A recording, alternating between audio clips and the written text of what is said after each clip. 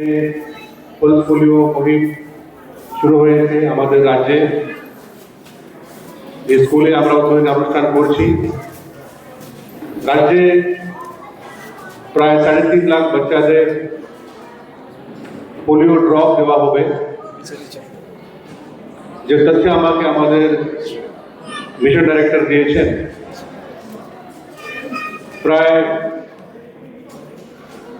3000 থেকে বেশি ক্যাম্প আমরা আজকে সবাই রাজ্যের মধ্যে আয়োজন করছি।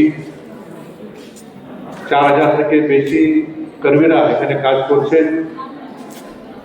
আর এর জন্য প্রায় 4.5 লাখ পলস পোলিও উপলব্ধ করা হয়েছে। আমাদের রাজ্যে আর আমাদের দেশে পলস পোলিওর एलिमिनेशन जो अभियान तो 3 दशक जावत अत्यंत सक्सेसफुल আমরা মনে করি। পোলিও একটা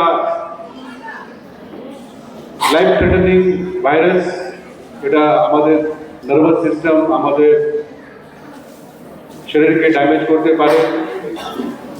পলস পোলিও যদি হয় তো আমরা প্যারালাইজ হতে পারি। এই জন্য আমাদের দেশে ও রাজ্যে কোনো পলস পোলিও কেস না হয়, এই জন্য আমরা প্রত্যেক বছর আমরা মুহিম করি। যে ওয়ার্ল্ড হেলথ অর্গানাইজেশন বলছেন নর্মালি এটা 3টা ডোজ দিলে এটা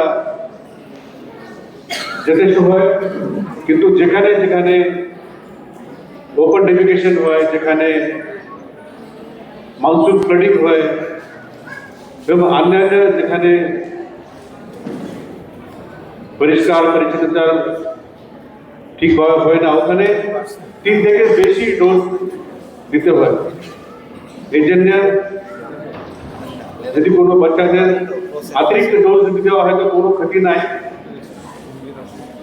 তো আমরা এই যে কাজটা করে এখানে আমি আমাদের স্বাস্থ্য দপ্তরের সবাই কর্মীদের, आंगनबाड़ी आशा कर्मी, शिक्षा दफ्तर सबाई कर्मी सबाई के मैं धन्यवाद জানাবো যে এই যে কাজটা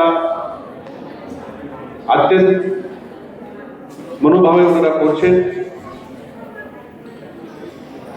আমি আজকে কার্যক্রমের উপলক্ষে বলতে চাই যে সাকসেস আমরা পলস পোলিও অভিযানে আমরা পেয়েছি, সেটা আমাদেরকে অন্যান্য প্রোগ্রাম মধ্যেও এটা রেপ্লিকেট করতে হয়।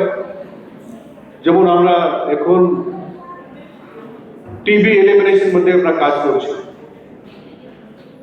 আগামী বছর 2026 মধ্যে আমাদের দেশে টিবি মুক্ত করতে হয়, এই পরিকল্পনা মাননীয় প্রধানমন্ত্রী মহোদয় দিয়েছেন।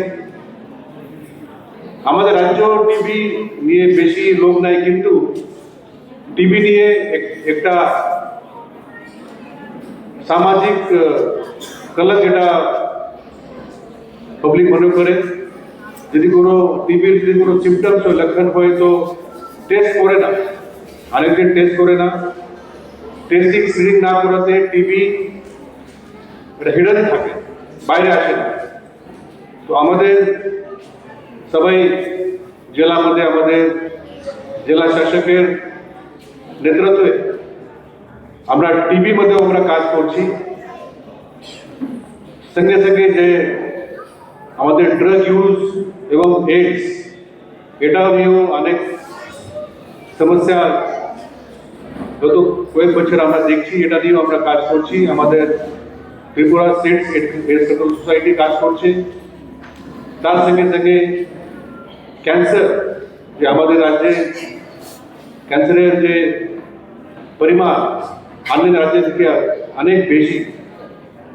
এই যে কয়েকটা আমাদের স্বাস্থ্য বিভাগের যে সামনে চ্যালেঞ্জ আছে, এটা আমি মনে করি স্বাস্থ্য দপ্তরের সবাই আধিকারিকরা এখানে আছেন। তো আমি ওনাকে অনুরোধ করব, মাননীয় মুখ্যমন্ত্রী মহোদয় যিনি নিজেই ডক্টর, উনি স্বাস্থ্য দপ্তরকে অনেক গুরুত্ব দিচ্ছেন, অনেক গুরুত্বপূর্ণ সংস্থা নির্মাণ করেছেন। স্বাস্থ্য দপ্তরের ইনফ্রাস্ট্রাকচার, স্বাস্থ্য দপ্তরের ডক্টর, টেকনিক্যাল কর্মীদের নিয়োগ, দেশের এবং আন্তর্জাতিক যে সংস্থা আছে ওনার থেকে কোলাবোরেশন করে আমাদের রাজ্যের স্বাস্থ্য পরিষেবা কীভাবে উন্নয়ন হয় নিরন্তর চেষ্টা করছেন মাননীয় মুখ্যমন্ত্রী মহোদয়। যেহেতু আমাদের দায়িত্ব আছে আমরা এই কাজটা আগে নিয়ে যাব, তো আমি আবার একবার আমি সবাইকে ন্যাশনাল ইমিউনাইজেশন ডে উপলক্ষে আমি সবাইকে শুভেচ্ছা জানাই।